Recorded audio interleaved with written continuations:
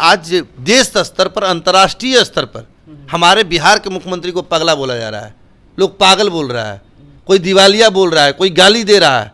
देखिए, कानून व्यवस्था है ही नहीं।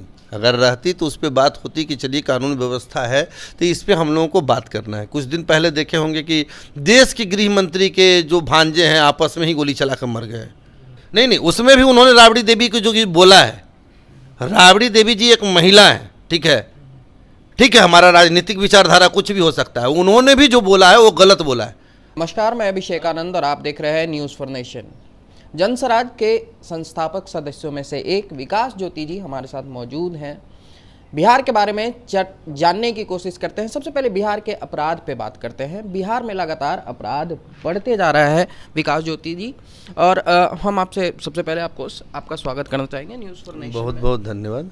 बिहार में अपराध बेलगाम हो गया है। दिन दहाड़े पटना में भी फायरिंग हो रही है, बाढ़ में फायरिंग हो रही है, एएसआई मारे जा रहे हैं, पुलिसकर्मी पे भी हमला हो रहा है। तो बिहार के कानून व्यवस्था के ऊपर अभी आप क्या कहना चाहेंगे? देखिए, कानून व्यवस्था है ही नहीं। अगर रहती तो उस पर बात होती कि चलिए कानून व्यवस्था है, तो इस पर हम लोगों को बात करना है। कुछ दिन पहले देखे होंगे कि देश के गृह मंत्री के जो भांजे हैं आपस में ही गोली चलाकर मर गए।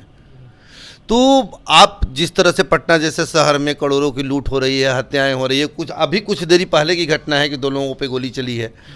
तो अब पटना में एक समय जंगल राज था, आज ये पागल राज चल रहा है। उस समय अब ये पागल राज है। उस समय जंगल राज था, अब ये मुख्यमंत्री का पागल राज चल रहा है। एक मुख्यमंत्री हमारा पागल हो गया है, दिमागी हालत वो खो बैठा है। अब ये धनानंद की तरह, जिस तरह से मगध का पहले का राजा भी धनानंद वो पागल हो गया था, तो उसके लिए चंद्रगुप्त वगैरह ने विस्मयकारी स्थिति बना करके उसको हटाया गया था, उसी तरह से धनानंद की तरह ये व्यक्ति पागल हो चुका है। माफियाओं के भरोसे बिहार को छोड़ा गया है। माफिया इसको जैसे डील करे, भाई तो माफिया कैसे डील करेगा, उसको तो पैसा चाहिए। शराबबंदी के नाम पर थानादार अलगे लूट रहा है, माफिया अलग लूट रहा है। शराब का बोतल रख करके लोगों को फंसाया जा रहा है, उसी के एटीएम से पैसा निकाला जा रहा है। रदिया का मामला है कि जिसके यहाँ शराब रख के फंसाया गया, फिर उसी के एटीएम से 80,000 रुपया पुलिसकर्मी निकाल लिया। तो जहाँ इतने बड़े बड़े साक्ष्य के आधार पर कांड हो रहे हैं, अब बिहार सरकार का मुखिया जो है वो पागलपन का शिकार हो चुका है, पागल हो चुका है।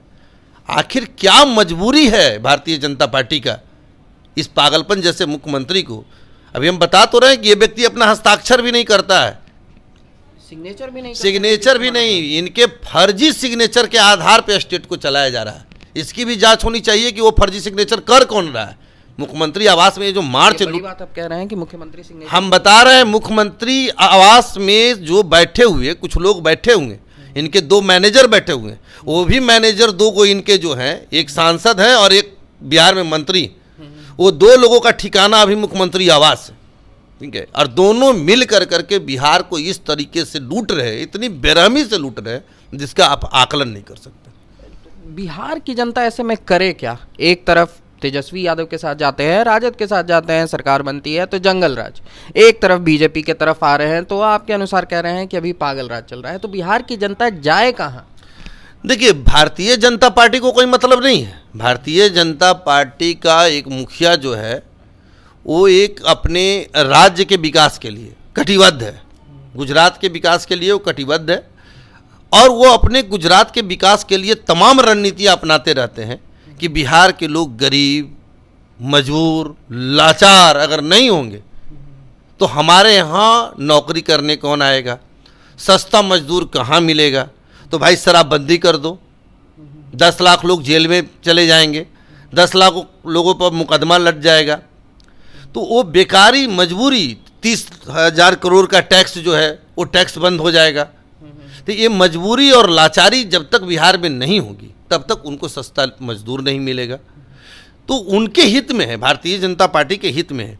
और रही बात भारतीय जनता पार्टी के बिहार के नेताओं की, तो बिहार में कोई भी ऐसा भारतीय जनता पार्टी का नेता नहीं है जिसकी अपनी कोई राजनीतिक वजूद है।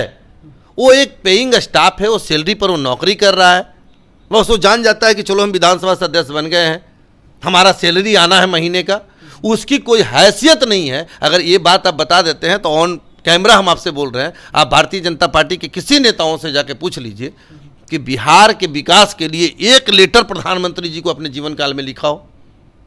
अपने जीवन काल में, आज की बात नहीं करता, अपने जीवन काल में कि बिहार की सारी चीनी मिलें चालू कर दी जाए, इतना ही पूछ लीजिए उन लोगों ने कि एक पत्र भी प्रधानमंत्री जी को इन लोग लिखा हो, तो उसकी कोई वजूद नहीं है। भारतीय जनता पार्टी के नेताओं की वजूद नहीं है। अब किस हाल में बिहार है ये तो आप लोग देख रहे हैं।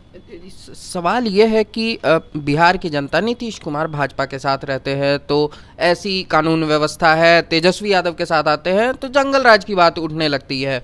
तो कहीं ना कहीं इस बार जो बिहार में विधानसभा चुनाव होंगे तो नई पार्टी का विकल्प बिहार की जनता ढूंढेगी। जनसराज आपकी पार्टी को सफलता कहीं ना कहीं बिहार की जनता नई पार्टी तो ढूंढ रही है, तो वो जनसराज को फायदा करेगा या नहीं करेगा? देखिए, जहाँ तक हम बात जनसुराज की बात कर रहे हैं, हम बताया ना कि आज राजनीतिक मुद्दे पर हम लोग जरा सा भी इंटरेस्टेड नहीं है। जिस तरह से मेरा मुख्यमंत्री पागल की तरह व्यवहार कर रहा है, हम लोग काफ़ी दुखी हैं। इसलिए काफ़ी दुखी हैं कि आज देश स्तर पर, अंतर्राष्ट्रीय स्तर पर हमारे बिहार के मुख्यमंत्री को पगला बोला जा रहा है, लोग पागल बोल रहा है, कोई दिवालिया बोल रहा है, कोई गाली दे रहा है।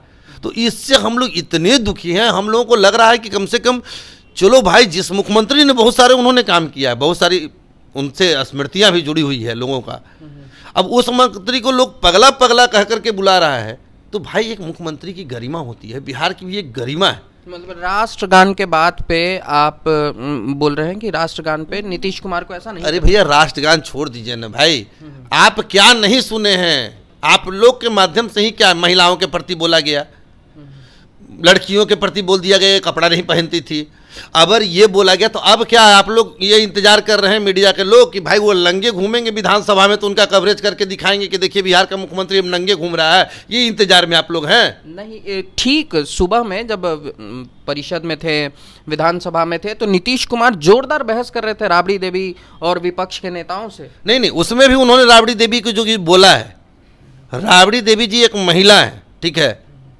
ठीक है, हमारा राजनीतिक विचारधारा कुछ भी हो सकता है, उन्होंने भी जो बोला है वो गलत बोला है। राबड़ी देवी जी पर भी जो टीका टिप्पणी हुई है, हमारी राजनीतिक विचारधारा अलग हो सकती है, हम पे उन पे राजनीतिक आरोप लगा सकते हैं, लेकिन एक महिला पर, जो कि उनका बेटा भी डिप्टी सीएम रहा, उनकी जितनी बेटी है वो भी है, और इस मामले में उनका परिवार जो है, एक तेज प्रताप यादव जी को आप थोड़ा सा अलग कर दीजिए, उसके बाद मर्यादित आचरण सभी लोगों का रहता है। तो राबड़ी देवी जी को भी उन्होंने अपमानित, महिलाओं का सम्मान नीतीश कुमार का कहीं कुछ पहले से भी उनका कहीं महिलाओं का नहीं, उनका अपना जो रहा है बायोग्राफी उसमें भी नहीं रहा है, और इधर भी महिलाओं का कोई सम्मान नहीं करते हैं, सिर्फ महिलाओं को इनकैश करते हैं कि उसकी जो भावुकता है, उसके जो रणनीतियाँ, उसको कैसे मार्केटिंग में इनकैश करना है, वो मैनेजर रहे हैं। लेकिन अब दिमागी हालत खो चुके हैं। हम लोगों का ये विशेष आग्रह होगा कि मुख्यमंत्री जी अगर मान लीजिए पद नहीं छोड़ते हैं तो जबरिया इनको अब मुख्यमंत्री या तो राष्ट्रपति शासन लगा दिया जाए। भारतीय जनता पार्टी से हम लोग का आग्रह है कि भाई आप राष्ट्रपति शासन लगा दो, मणिपुर में लगा है ना, आप बिहार में भी लगा दो, कम से कम कल्याण तो बिहार का होगा। कम से कम लोग जो, आप सोचिए ना, उनका फर्जी सिग्नेचर कर करके फाइल निकल रहा है मुख्यमंत्री आवास से, वो व्यक्ति सिग्नेचर भी नहीं कर रहे हैं, वो अपना हस्ताक्षर भी अब मुख्यमंत्री आवास में नहीं करते हैं। अब उनका जो राष्ट्रपति शासन लगवाने का मुख्य वजह क्या है? नीतीश कुमार के मानसिक हालत पे जिस पे बात कर रहे हैं वो, या फिर बिहार में कानून व्यवस्था जो ठप पड़ती हुई दिख रही है वो? अच्छा, घर का मुखिया जब पागल हो जाए, किसी भी घर का मुखिया अगर पागल हो जाए तो उसकी व्यवस्था को आखिर संभालेगा कौन, उसको देखेगा कौन?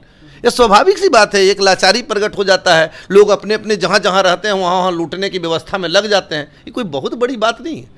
तो हमारा जो मुखिया है वो स्वस्थ होना चाहिए, मानसिक हालत से स्वस्थ होना चाहिए, तभी ना जाके कानून व्यवस्था सुधरेगा या कुछ भी आप बात कर सकते हैं।